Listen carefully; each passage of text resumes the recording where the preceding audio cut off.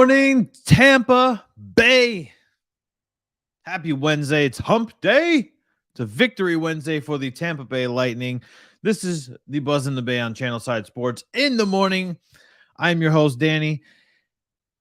Man, we've got a good show lined up here for you today. Make sure you are tagging your friends, jumping in the comments, and getting involved. We've got a lot of good stuff going on.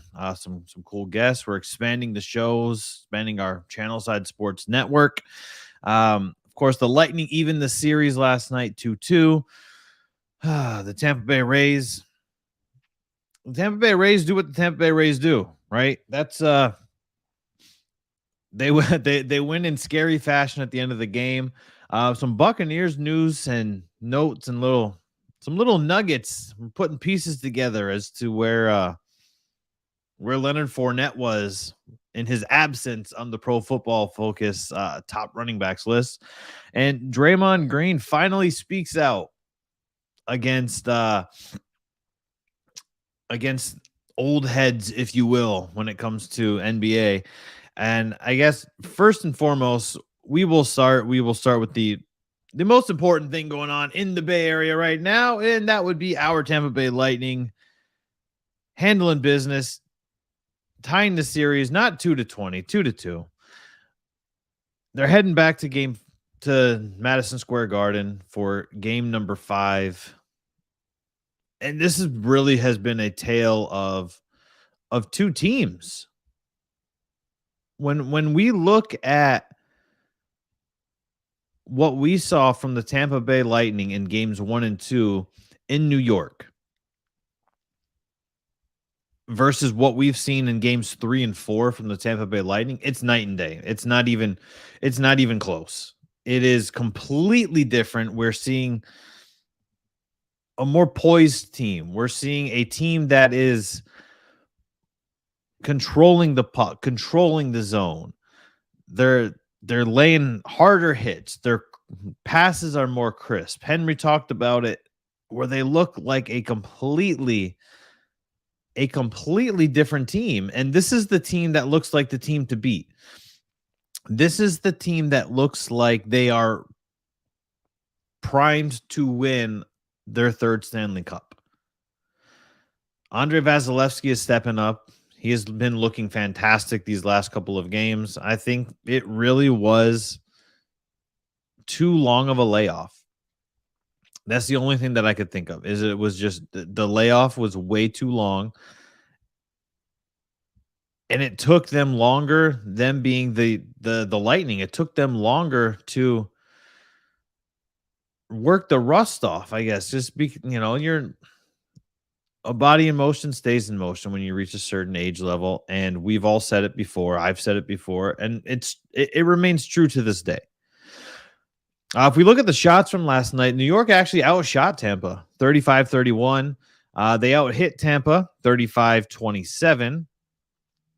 Your big difference makers, though, were block shots and faceoffs. This is the first time in the series that the Tampa Bay Lightning have actually won the faceoff battle. They won 30 out of the 58, which was good for 51.7%. And once again, it showed that puck control is everything when you're going against a faster team. There was another period last night in the second period where the Tampa Bay Lightning just held on to the puck in their offensive zone for an extended period of time. And you saw guys on the Rangers. Oh, we even saw Ross Colton completely blown up when he got to the bench. He was hunched over. He didn't get hit. He didn't take a shot. He was on the ice for nearly 2 minutes. And when you're this deep into the playoffs, when you're in the Eastern Conference Finals and you're in game 4 of the Eastern Conference Finals, you don't want to be on the ice for that long of a time. Like, I can tell you that from you watch these guys and they're trying to get off the ice. Tampa had a lot of not very good puck control at times. They had 9 turnovers. The Rangers only had 3. The 3 turnovers for the Rangers obviously led to one Nikita Kucherov goal. So they took care of, they made the most of it. They penalties, not a lot of penalties were called. The Lightning had 3 penalties. The issue with getting a penalty if you're the Tampa Bay Lightning is that that's when the New York Rangers take control. They haven't scored in 5-on-5 hockey in the last 2 games. They just haven't. Everything has come on the power play. Every goal that they have scored has come on the power play. And look, that's completely opposite of the Florida Panthers. Right, Florida Panthers could not score on the power play for 23, 24 straight power plays until the very last game when they scored. But it's all coming together for the Tampa Bay Lightning, and it's coming together at the right time. This is a team that has overcome almost every single thing that you could possibly almost everything that you could possibly imagine. They were down 0-2 for the first time. Down 0-2, came back, series is even, 2-2. No problem. They've overcame that. They lost Braden Point, swept the Panthers without Braden Point. They've now won 2 against the Rangers without Braden Point. Braden Point might not even be back for the remainder of the playoffs. We don't know. We're not really sure what exactly is going on with. We know it's a lower body injury, but we don't know the specifics and the parameters of and the nature of the injury to be able to properly dictate where and when we can see Braden Point back on the ice if we are the Tampa Bay Lightning. When Nikita Kucherov and Steven Stamkos both score, and I know what people are going to say, well, yeah, when your 2 best players score, they're 11-1 when both guys score. And I get it. Like, oh yeah, when your best players score, like, what do you expect? Yeah, you're right to an extent. But they're nearly unbeatable when they get their leaders going. When the Tampa Bay Lightning's leaders take control of the puck, they take control of the ice. They're finessing the hell out of players. We see this with Nikita Kucherov all the time, where he's got people on skates. He's got people on skates, and he's crossing them over. He's looking like an N1 mixtape for hockey out there. Very reminiscent of the Magic Man Pavel Datsyuk to me. That's a compliment if anybody wants to argue about that. That's a compliment. This is definitely where the Lightning take control. The Rangers are 8-1 at home ever since they dropped that first game against the Pittsburgh Penguins, which was that 3 overtime loss in the very first game. They have not lost a game since then. This is where your experience takes over.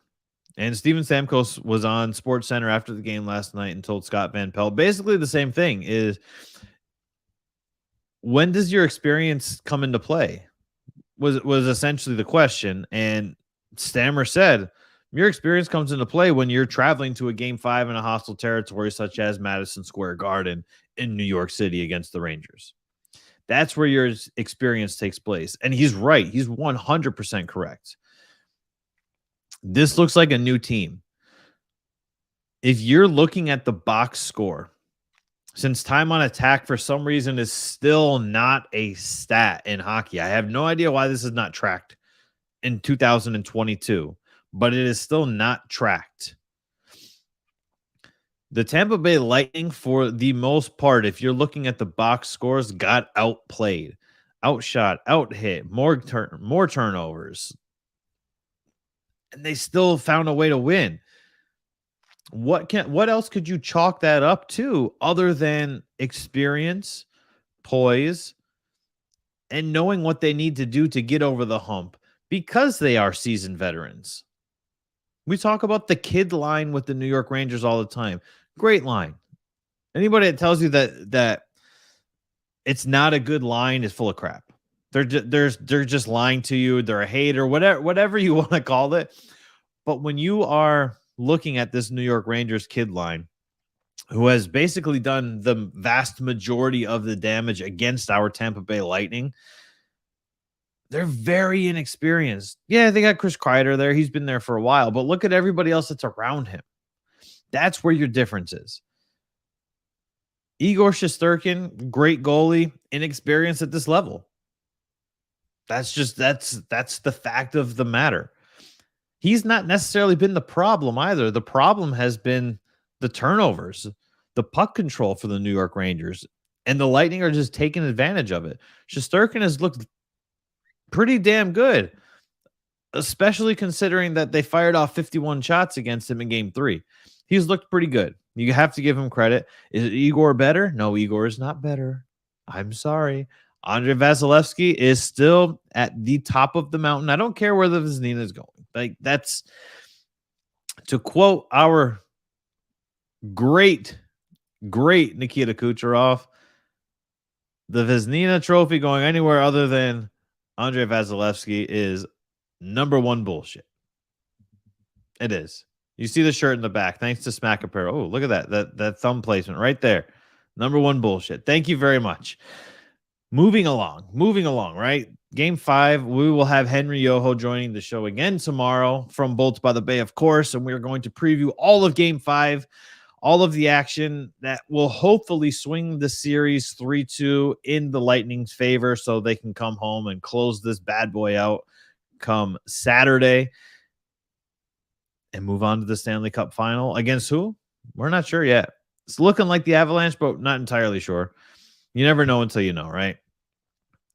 I think the momentum has definitely shifted. It has definitely, the scales are tilted towards the Lightning's favor. Game 3, the Lightning won barely. They scooted right by, right? But they outplayed the New York Rangers. They outshot them. They outhit them. They had less turnovers. They had more takeaways. Game 4 was completely different to where they were outplayed.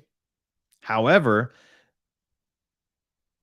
the goal difference was egregious. It was 4-1. Yeah, I know Andre Palat had that empty netter, but I mean, an empty netter is a goal is a goal. It still counts as a goal. It's not the Lightning's fault that they chose to pull Shesterkin to get the extra man on the ice. So 4-1. I apologize. 4-1 is your game 4 wrap up. And like I said, we have seen the resurgence of this Tampa Bay Lightning team. They are definitely rejuvenated. They are revitalized, and they are going to come out full force. I still want to see Pat Maroon drop the gloves with Ryan Reeves. I don't know if we're going to see that. We're seeing a little skirmish. Like, okay, Brandon Hagel. When you have your bare fist and you are swinging a punch at somebody, for the benefit of your fist, please make sure they are not wearing a helmet and you are punching the helmet, because hard-ass plastic will win every single time. Just be mindful of that. I'm glad you took the swipe. I'm glad you took the punch. But man, like, don't punch a helmet. Rip the helmet off. You did drop the gloves though. So kudos to you for that. The Rays win. Finally, the Rays got the W. But look, Tyler Walls hit the walk-off home run. It was off the foul pole. If you didn't see it, it was really neat. I said Bally's not a big fan of me showing their clips. Maybe that'll change in the future. However, you can go to Bally Sports Rays or the Tampa Bay Rays on Twitter, and you can watch the Tyler Walls walk-off in extras. It almost seems like the Tampa Bay Rays are winning late in games, almost by design, because it happens so frequently. Now, I know there's not a single manager in baseball that's saying, "Hey guys, let's keep it close for 8. I don't think there's a team that's that good and can have that much control over the outcome of a game to where a manager is saying, "Yeah, we're gonna do that." But it happens so often. It happens so often that it just seems like it's done on purpose. And like I said, I know it's not, but it's just the vast majority of their wins have come in the last inning or in extras. And that's just a trend. Is it a bad trend? No, it's not a bad trend, but it's just something to take note of like, hey, this team wakes up late in games. And if you look at a lot of their losses have come when they're losing the game regularly throughout, 6, 7 innings, and their opponent has scored a couple times through those innings. And the lead is just insurmountable. So it's like it's an interesting it's an interesting viewpoint and talking point, if you will, to is it something to take seriously? Probably not. It probably is not. But it's definitely something that we notice. A win is a win. We'll see what happens again today. Hopefully this is the start of a very tough stretch of games that is very lucrative for this Tampa Bay Rays team. For them to finally get that level of consistency that we have been harping on finding this entire early portion of this major league season. Hopefully that is what we see. Ryan Yarbrough was sent down to the minors as Shane Baz was officially designated for return. And I know Cash wasn't too happy about having to send Yarbs down, but he is struggling. He's got to work on some things, clear the cobwebs out, work on some mechanics, shake some rust off, whatever you got to do. But Baz returning is huge for the rotation for the Tampa Bay Rays, and this could be what they need. If they're not going to score many runs, that's fine. Because if you've got a rotation that's not going to allow many hits and or allow a lot of runs from your opposing team, you can get away with that. Is it going to be pretty? No, you don't want to have 1, 2, 3. You don't want to score 3 runs max and win games. That's too close for comfort. But until they start waking up on offense, this is the best hope for the team, and it's okay. There's really there's no bad way to win a game, right? A win is a win. Doesn't matter if it's regular season, early in the season, late in the season, in the playoffs, it doesn't matter. A win is a win at the end of the day. However, as a fan, I'd like a little more comfortable wins. I would like you guys to break out for 8, 9, 10 runs in a game to where you're holding your opponent to 1, 2 runs or shutout. That'd be great. That'd be ideal. Will we see it? I don't necessarily know if we will see it, but with the pitching rotation coming up, and who knows, Ryan Yarbrough may go down to the minors. He may figure everything out. They may call him back, and he may go on an absolute tear when he gets back in the rotation. You never know. There's a lot of positives that are happening for the Rays, and I don't want it to sound like I was being negative yesterday talking about could this team possibly fall into fourth. They can still theoretically fall into fourth place, and they could still theoretically jump back up from fourth place into the playoff position. You can't count on other teams to play bad, and that's the position that the Tampa Bay Rays are currently in my opinion. The Tampa Bay Rays are in a position where they're hoping that the teams around them are playing poorly while they try to figure out a method or a system to starting a win streak, to getting over the hump and becoming the caliber of team that we expect them to be, and they were projected and predicted to be this season. Something interesting that I noticed, and it's not necessarily new news. This came out actually a on Monday on the request for funding from Pasco County. Governor Ron DeSantis zeroed out, literally wrote $0 on the $35 million request from Pasco County to build a new recreational facility for youth sports at its heart, but also would contain a baseball stadium that would hopefully attract the Rays for spring training. Sounds nice. It's currently down in Port Charlotte. It's a nice facility in Port Charlotte, but it's in Port Charlotte. There's not many people that live in Port Charlotte. Port Charlotte is small. I grew up about an hour south from Port Charlotte for the most part, and it's not the great. I need to. I'm trying to mind my words because I don't want to trash Port Charlotte. Right, Port Charlotte's a nice area. You go to Charlotte Harbor, great area. The Rays have a nice stadium. They have a good facility. Pasco County just wants them. So what better way could we as a county try to get a new facility being for our youth sports? What better way could we do this than to say, oh, hey, also we'd like to steal the Rays and bring them closer to home. So, they're not in Hillsborough and Pasco is the next county up from us. This zeroing out by Governor DeSantis comes on the heels of the Rays taking a stand against gun violence after the school mass shooting at the school in Texas.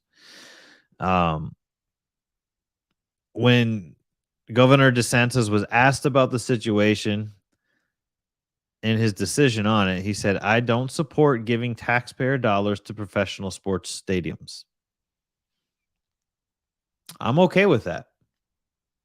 I totally agree to an extent. I know that money has to come from somewhere.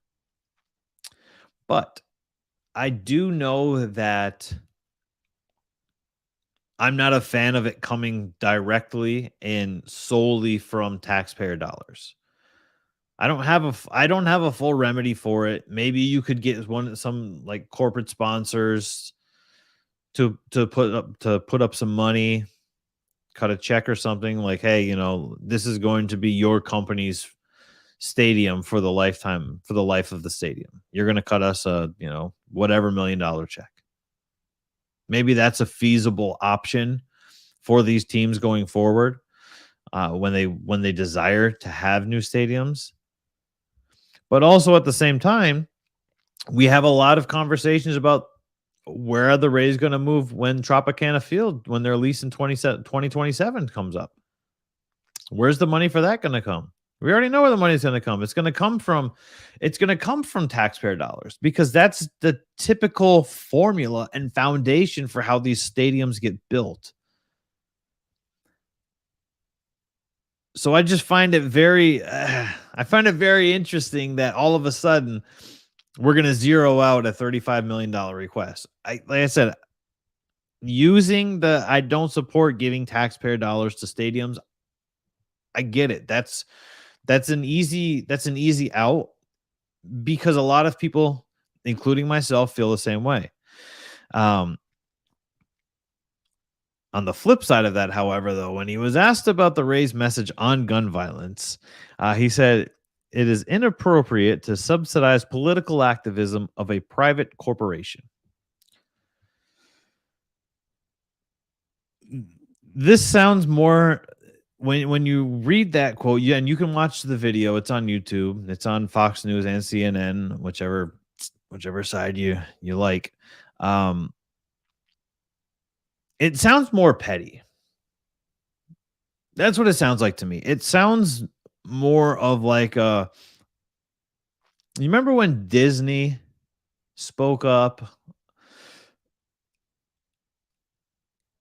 and Governor Ron DeSantis got angry about it, and then he cut their special taxpayer privileges.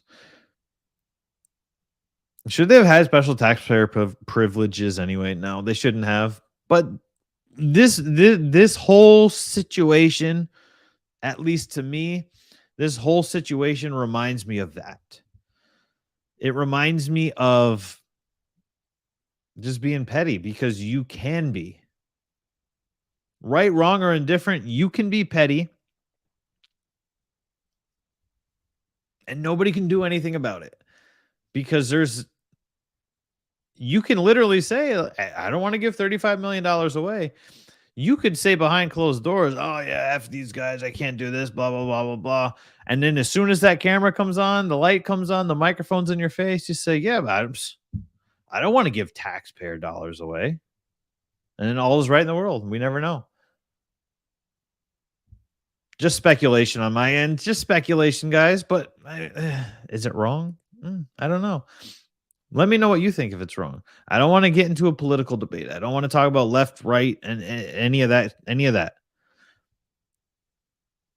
Do you think that part of the reason for zeroing out the $35 million request from Pasco County has to do with the Tampa Bay Rays statement against gun violence when they played against the Yankees at the end of May? That's all I want to know. Akeem Hicks, the newest addition for the Tampa Bay Buccaneers. Akeem Hicks was at his press conference yesterday, and Rick Stroud of the Tampa Bay Times, thank you for the video clip, sir. I appreciate it. Check out what Akeem Hicks has to say about his former Chicago Bears quarterback, or not has to say about his former Chicago Bears quarterbacks. Something I've thought of often is that, when I came into the league, I had Drew Brees and Tom Brady were my first two quarterbacks. And then I went to Chicago. It wasn't Drew Brees and Tom Brady. Right? And so it's I feel spoiled. I feel spoiled to have somebody on the other side of the ball that can deliver all the time. And he's proven it over the years. Was that a draw for you in your free agency? This is the be with an established quarterback, an established team offense, or it's just kind of everything fell into place with Tampa? No, definitely. It was definitely a draw. I would say that, it benefits a defense to have a quarterback that can control the clock, the ball, and the field position. And that's what we have here. Okie dokie. So, I was lucky, and I had Drew Brees and Tom Brady as my quarterbacks. And then I got to Chicago, and I didn't have Drew Brees or Tom Brady, which growing up as a Detroit Lions fan, I loved hearing this, because Chicago Bears fans are very weird when it comes to talking about their football team. And when Akeem Hicks, obviously last year we know who he had on the team. He had a plethora of quarterbacks last year. He's had Mitch Trubisky. He's had Nick Foles. He's had Justin Fields. He's had Andy Dalton. He's had Jay Cutler. Akeem Hicks has had so many different quarterbacks during his time in Chicago, which I wanted to look and see, because I know, I know who the Chicago quarterbacks over the years have been. Their best quarterback in Chicago Bears history, and I know it's hard to compare eras with, it's a passing league now. Sid Luckman is their best quarterback, by the way. Sid Luckman played for the Chicago Bears from 1939 to 1950. Their second best quarterback of all time is Jay Cutler, 2009 to 2016.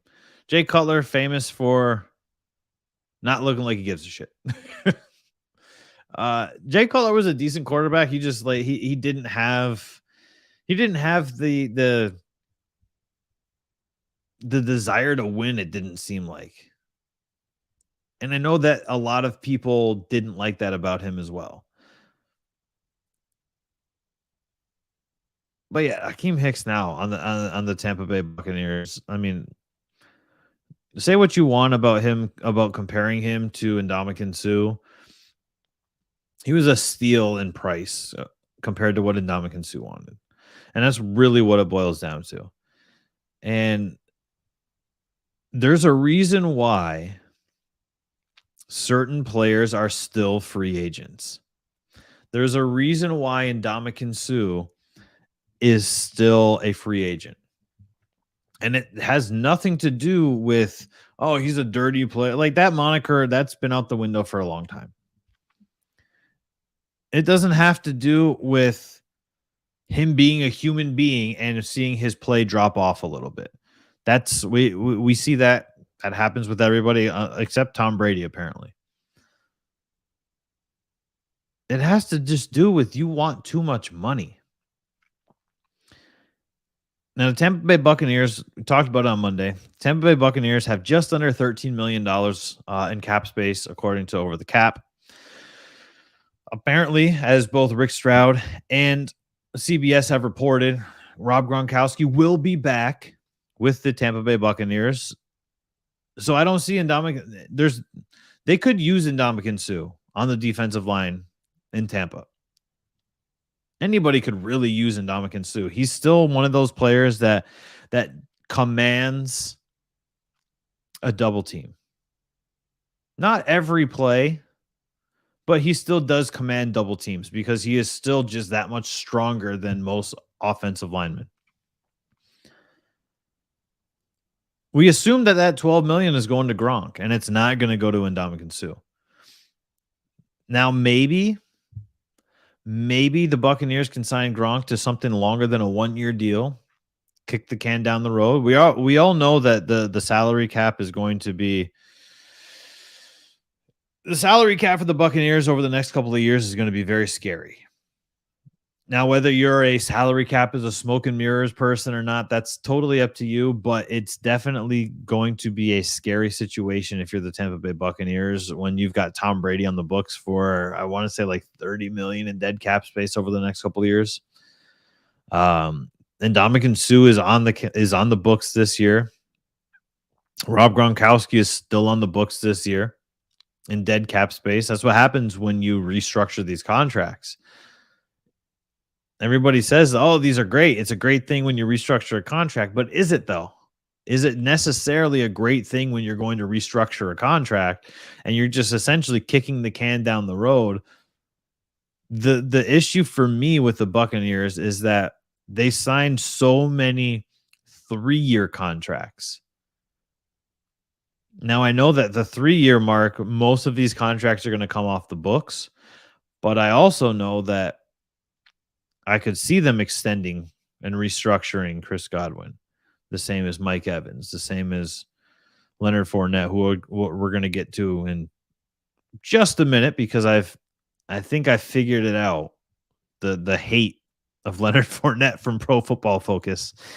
There's just so many players that are on these 3-year deals based on Tom Brady coming back. And Tom Brady's only on a 1-year deal. We don't know if Tom Brady's coming back after the season. All signs are pointing to probably not, but he might. It's Tom Brady. You have absolutely no idea what he's going to do. Jenna Lane put out an article on ESPN last week that said Tom Brady retired because he felt forced by the media. Everything that Tom Brady had going on in Miami with his business, the possible acquisition of a minority or a majority stake in the Miami Dolphins, all of that stuff because of the media could be gone for now. If you're a fan of like picking up breadcrumbs and trying to place everything together, that could be a scenario where he's like, hey, you know what? Let's pump the brakes. Especially in a world if the Tampa Bay Buccaneers win the Super Bowl again this year. They're second favorites to win it. But they're never in like the top 4 for any of the national media outlets' preseason rankings. I find that absolutely weird that every Vegas sports book is like, no, it's probably going to be Buffalo and Tampa in the Super Bowl. But everywhere else is like, yeah, but you got the Rams and the Pack. I don't understand why the Green Bay Packers are still talked about like they're a hot commodity of a team. You're not going to have an Aaron Rodgers MVP caliber season with Allen Lazard as your wide receiver 1. You lost Marquez Valdez-Scantling, and you lost the best wide receiver in the NFL in Devontae Adams. Aaron Jones and A.J. Dillon are not going to carry you into an NFC championship game. You guys might win the NFC North. The NFC North is still trying to work it out. They're still trying to figure things out. The Minnesota Vikings have a whole entire new coaching staff. Is it an NFC North? Sure. Regular season Warriors. That's what the Tampa Bay Buccaneers. That's what the Green Bay Packers are. Packers are regular season Warriors. I'm not worried about the Green Bay Packers. When we talk about Leonard Fournette, last week, he was not even featured in Pro Football Focus's best running backs. And I think I figured out why. If I pull this up for you, here is Pro Football Focus's backfield talent rankings. What exactly does that mean, you ask? Well, that's great because also Grandma Flip over here has no idea what the hell that really means either. So their backfield talent rankings are based off of their scores. If we take it from the bottom being 32, actually we'll start here. Cleveland, Indianapolis, totally okay with. Jonathan Taylor's an absolute beast, and Cleveland does not matter who is in your backfield. You're going to get yards and you're going to move the ball. Totally fine with that. Once again, Green Bay finds themselves towards the top of another ranking. Now, I know Pro Football Focus is a lot of this has to do with their player grades on a per game level. I get that. So with Green Bay being number 3, do I find it crazy? Yes and no. Because Aaron Jones and A.J. Dillon are both very good running backs. To be number 3, I find that a little I don't know if I buy that. 4 and 5, Minnesota, New Orleans, I'm not a fan of. Love Alvin Kamara. I think Alvin Kamara is a hell of a running back at number 5, right? But the drop off from Alvin Kamara is so ridiculous that he should be, the New Orleans Saints should be absolutely way, way lower than they currently are. But they're not. They're sitting at number 5. Tennessee at 6, Dallas at 7, Carolina at 8. I think Carolina at 8 is absolutely terrible as well. You've got an oft injured Christian McCaffrey, who's not like Christian McCaffrey's done, guys. Christian McCaffrey, we're not going to see the Christian McCaffrey of old. We are not going to see the Christian McCaffrey of old, as I repeat myself here. The Carolina Panthers have run Christian McCaffrey into the ground, and it will take a miracle for him to come back to even resemble what he once was, which was the best running back in the NFL, the best dual threat being running and catching running back in the NFL. We are not going to see that from Christian McCaffrey anymore. Let me be very clear about that. I like Christian McCaffrey. I would never draft Christian McCaffrey in my fantasy football league ever again because he's so often injured because they just beat the absolute dog shit out of him by giving him 80, 90% snap counts routinely every single week for so many seasons. That's just what's going to happen. Look at what happened to Todd Gurley, and you can look no further and see what's happening to Christian McCaffrey to see that is exactly the same scenario. As we pull this back up, Denver, Baltimore, rounding out the top 10. The Los Angeles Chargers at 11. Las Vegas is at 12. Seattle's at 13. Seattle at 13. Again, you're talking about Rashad Penny and Chris Carson.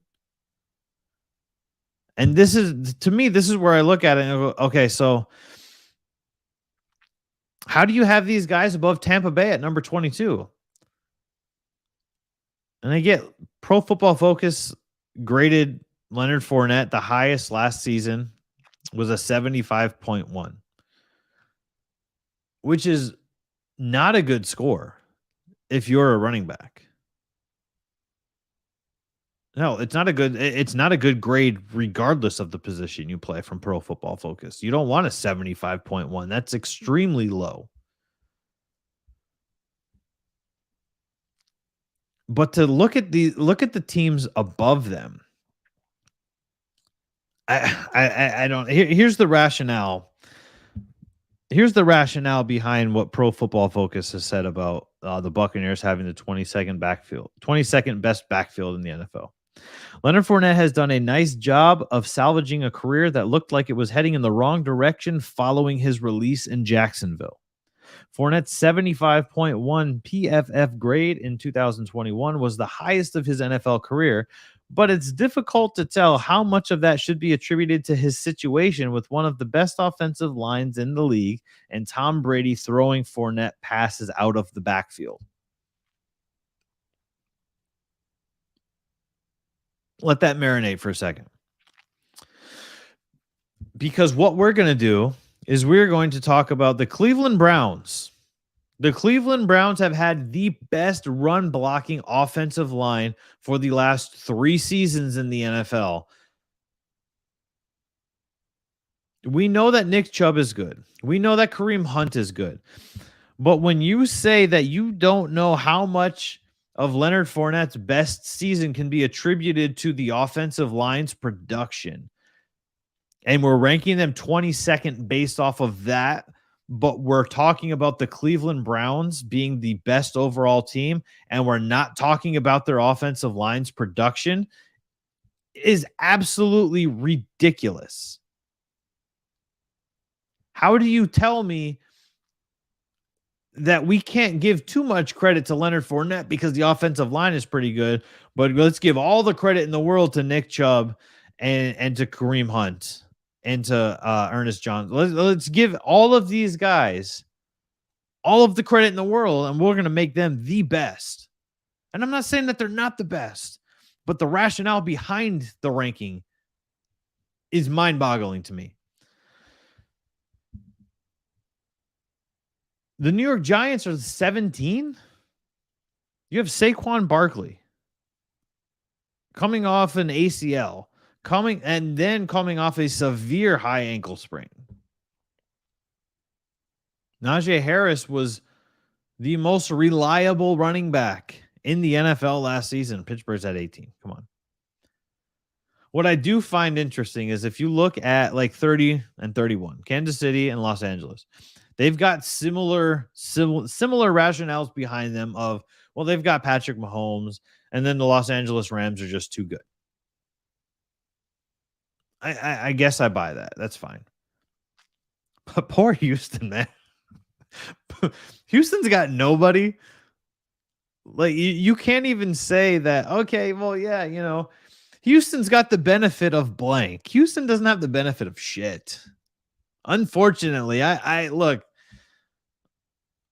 man, it's a bad time to be a Houston Texans fan right now.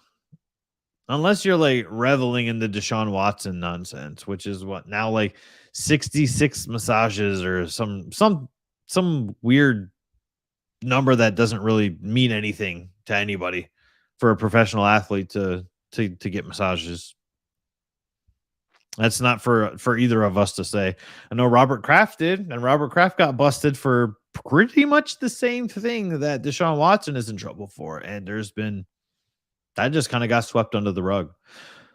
But I digress, and we'll move on. Jordan Whitehead. Jordan Whitehead was interviewed after OTAs yesterday. And I don't think Jordan Whitehead was actually ever going to return to the Tampa Bay Buccaneers. They asked him about how he envisions this Jets team compared to his Tampa Bay Buccaneers team. And he said he was frustrated. He would come out on third down sometimes. I just felt like I was making enough plays and I was being a leader on the team. It just felt like I should have been in the game. I'm a team player and it's a team first mentality, but I was definitely frustrated, and I think anybody would be. And he's right. He's 100% right. Which leads me to wonder that if the Buccaneers did offer him more money, would he have stayed anyway? I know money talks, right?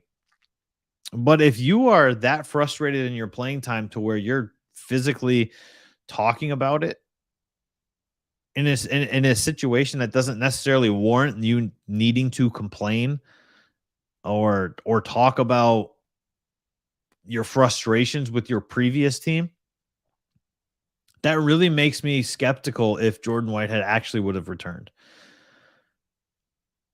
And I know that it was a huge blow when we lost him, and we as fans were upset and we were kind of bummed about it that he was gone. But when he says, hey, I was taken out a lot. I was missing a lot of snaps. I'd come out on third down. Obviously, third down is probably your most important down, right? Is it that big of a blow that he's gone? I mean, he basically just told us, like, hey, on the most vital plays, I was getting taken off the field anyway. Those are his words. That's not me paraphrasing that. I would come out on third down. Felt like he was making plays. We thought he was making plays. Pro Football Focus thought he was making plays. They graded him fairly decent. So maybe Jordan Whitehead leaving is not that big of a blow to the Tampa Bay Buccaneers secondary. Maybe it's not. It is entirely possible that we overvalued Jordan Whitehead. It's possible. Is it wrong? Maybe. Is it right? And maybe it's right. I know that the Jets defense is looking good now. The Jets offense is looking good now. I guess we'll see how Jordan Whitehead performs this season with the Jets. Obviously, he's got a defensive-minded head coach in Todd Bowles and Robert Saleh. So we'll see how it all plays out for him. NBA Finals Game 3 is tonight. Series obviously is even 1-1. What I want to talk about, though, Draymond Green finally said it. Somebody's finally addressed. If you're in the basketball community and you're watching these debates, first of all, it's super annoying because it's always Jordan versus LeBron, and it's so annoying. There's so many other great players that we could talk about. There's so many bums. We can talk about Chris Dudley. Like there's so many other things that we could talk about other than Michael Jordan versus LeBron James. To me, those are not basketball fans. Those are fanboys. But Draymond Green finally came out and said it, because we get the comparisons all the time of, oh, the guys now couldn't play back in the day. It was too rough. Which I agree with, but I think, and I'm gonna roll this clip for you. This is from Ball is Life, Draymond Green's press conference. One thing that baffles me about the 80s or the 90s or whatever you want to call when basketball was so much more physical is some of the guys that be talking weren't the guys that was punching people. Like they act like, guys was just walking around the court like I'm hitting this guy in the nose. There were a few guys back then that would lay you out, that would knock you out, that would foul you and get thrown out the game. Bill Laimbeer, Rick Mahorn. But everybody running around acting like they were that. Y'all were getting bullied. And so it baffles me when every guy, just because they played in the 80s, just because they played in the 90s, is like, man, if you played in our day, you get knocked out. Like, no, not really, because it wouldn't be you. So, okay, you saying Rick Mahorn would have knocked me out. Rick Mahorn probably knocks you out. Like, Bill Laimbeer probably lays you out. So were there enforcers of that time? Of course. Would they have knocked you out? Of course. Their fine was also $2. Like, it's just not the same day and age. If I go knock somebody out, I probably get fined $1 million. Like, it just don't work the same. I think he took it out of context a little bit. I appreciate what Draymond Green was saying, and I like the fact that he actually talked about it. Of course, this comes on the heels of his Draymond Green a dirty player, and for this era, I guess technically he would be classified as a dirty player.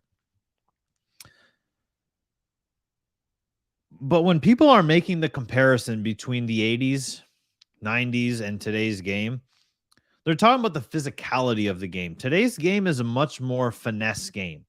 It's a much smoother game. Whereas, yes, the 80s and the 90s were brutal in terms of contact. There was a time, and the NBA, and rightfully so, the NBA is trying to work to fix that. But there was a time where flopping was prevalent. James Harden would shoot a shot, kick his head back, and it'd be a foul. There'd be nobody in the vicinity of him, but it was a foul. LeBron James, arguably the greatest player of all time. I'm a Jordan guy, just for the record. But I can appreciate both, because that's what basketball fans do. You appreciate the great players.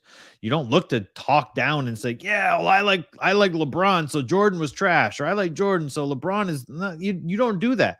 You appreciate both. Doesn't matter who is your GOAT. You appreciate both players.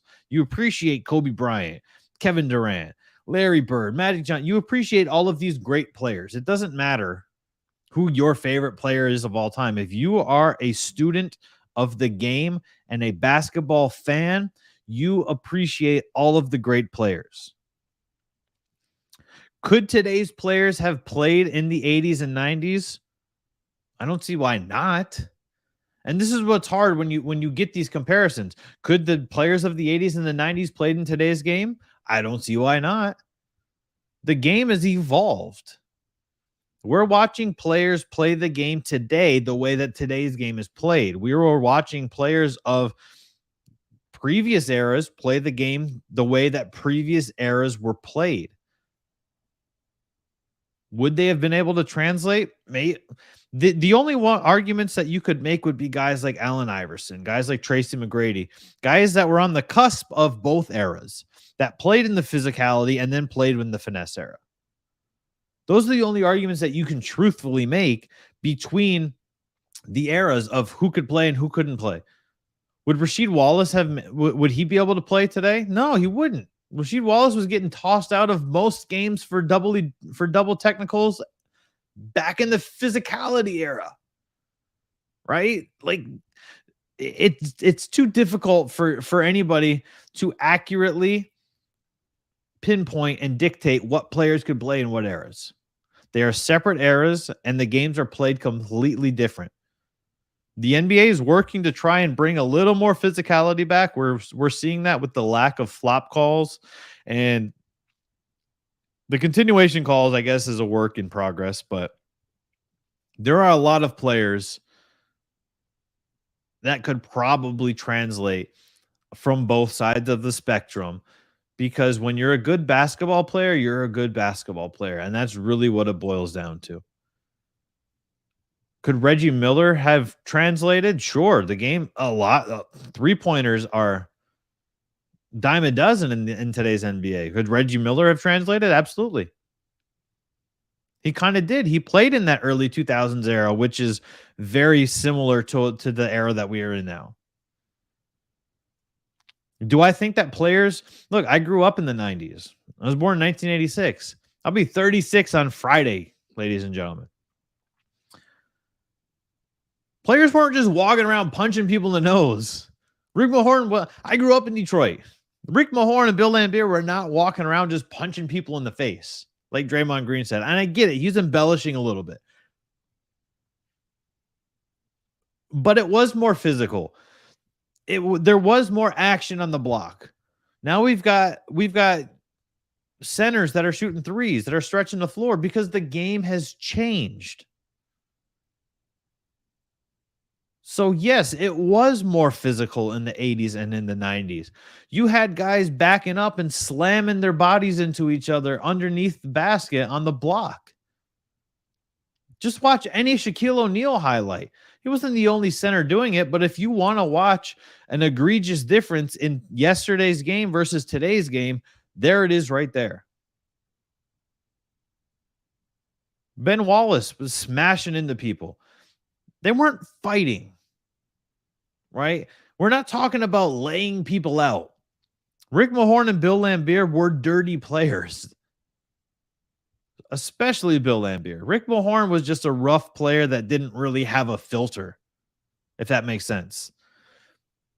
But today's game is totally different than yesterday's game. And there's nothing that there's no way to fully compare it. There's no way to fully say, oh, this person for sure couldn't play. Could LeBron James translate? Yes. Could Michael Jordan translate? Yes. Larry Bird? Yes. Damian Lillard? Sure. All of James Harden, Kevin Durant, all of the superstars are superstars for a reason. And there's no way for you to tell me that they could not have played in any era, because if you play fundamental basketball, you can play in any era of the game, period. That's just how it works. That's why we learn basketball from the fundamentals first. They may not teach that out on the playground anymore, but when you play organized basketball, your coaches are having you learn the fundamentals of shooting, learn the fundamentals of a pick and roll, of boxing out. How many times have we had bruises on our chest from learning the fundamentals of taking a charge? How many times as a basketball player have you been kneed in the groin while you're practicing taking a charge at practice?